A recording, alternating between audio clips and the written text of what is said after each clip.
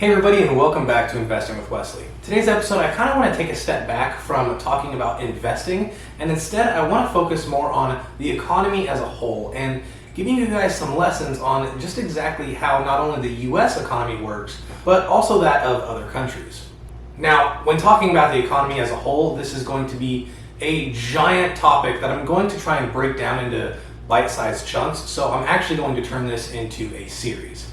In this video, I'm going to give you the first steps and kind of the overview of how the whole thing works. So with that being said, let's get into it.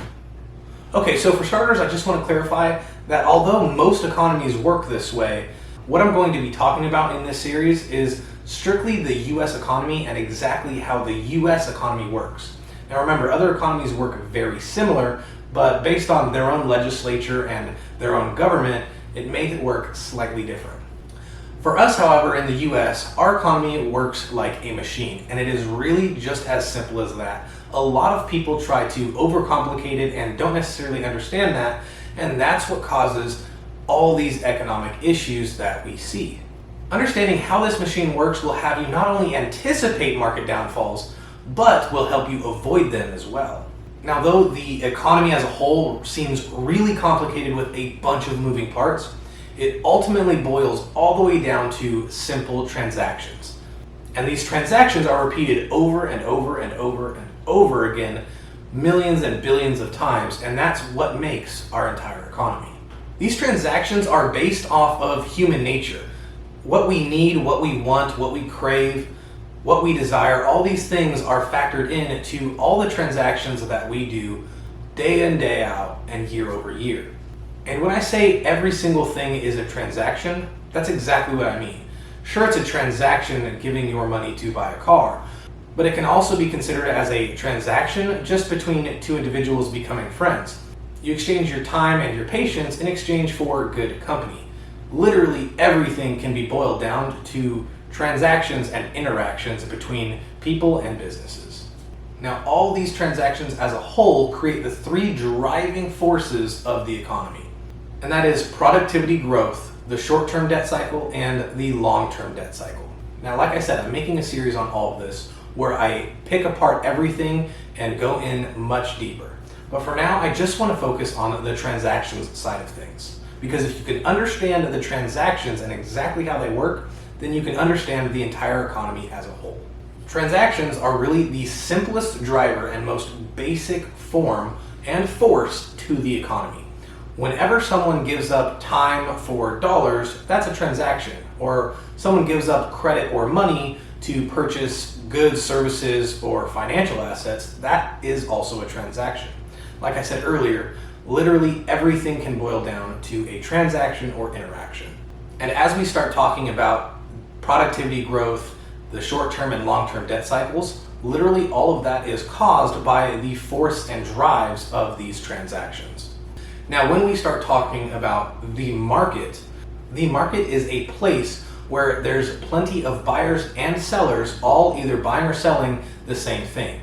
As an example, there is a market for agriculture, there is a market for oil, a market for gold, precious metals, a market for stocks. All of these things consists of buyers and sellers of the same sort of good. And this is what creates a market. And this is where we take the simple form of transactions and blow it up to an entire country's economy. There's not just one kind of market, but millions of different markets out there, and all of them are powered by the same thing. Different transactions caused by different people's wants and needs. The economy is really just all of the transactions taking place across all the different markets. Now, like I said, when it comes to transactions, literally everything is a transaction. People, businesses, banks, and governments all participate in the economy because they all conduct different kinds of transactions. Now, the biggest contributor to the economy is the government. And the government itself consists of two different parts. There is the central government, which is in charge of taxes and spending money. And then there is the central bank. Now, in the US, the central bank's not actually part of the government. It's not a government entity, but they work side by side.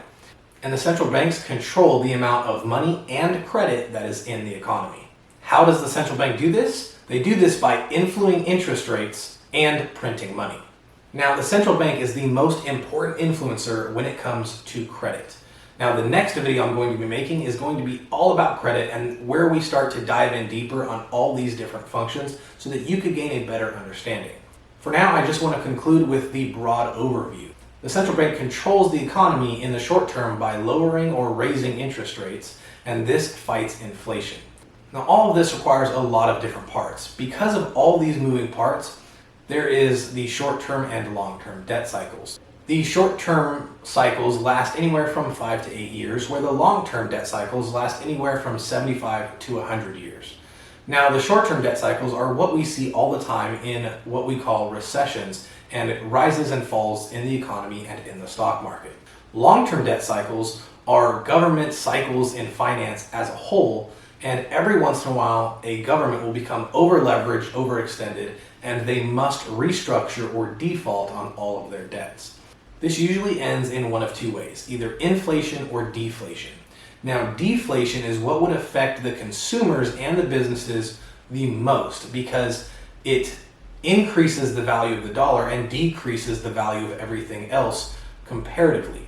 Whereas inflation is the natural decrease in the value of the dollar and the increase in the cost or value of everything else comparatively. When you deleverage by deflation, you're basically stopping all sorts of spending, all contributing to the economy as a whole, and the entire thing crashes upon itself, and whatever money is left, whatever real money is out there, goes to paying down those debts. This creates a period of strife. This can create a wealth gap for those people that actually are wealthy, and everyone else that isn't wealthy or wasn't wealthy will be living in extreme poverty. No government wants to do this, and no people leading other people will want to do this. So almost always, they inflate their debt away. Inflating basically devalues whatever they're using as currency immediately, and a new form of currency is introduced. You see this way back in the day with strategic commodities. The Romans used to pay their workers and their soldiers with salt, and eventually when salt became easily accessible and was no longer a strategic commodity, that form of payment switched into something else because the value of salt had decreased so much it wasn't worth anything to trade or buy with. The same thing happened when we went from the gold standard into the current fiat currency we see today. We devalued the dollar by turning off the gold standard, and slowly year over year we've been feeling the effects of inflation. Like I said, this only ends one way, and however long it takes, it will ultimately end in a deleveraging event. But something interesting does happen to you and to banks and to businesses, and that is the question of, well, what would happen to my debts in this kind of deleveraging? What would happen to the money I have saved or invested? All those questions are going to be answered in my very next video. So if you haven't done so already, make sure you like this video and subscribe so you can be notified when my next video posts. I also have a dedicated Facebook and Instagram account, so if you ever have any questions or comments or concerns, feel free to message me there. Either way though, the choice is yours, and I'll see you in the next episode.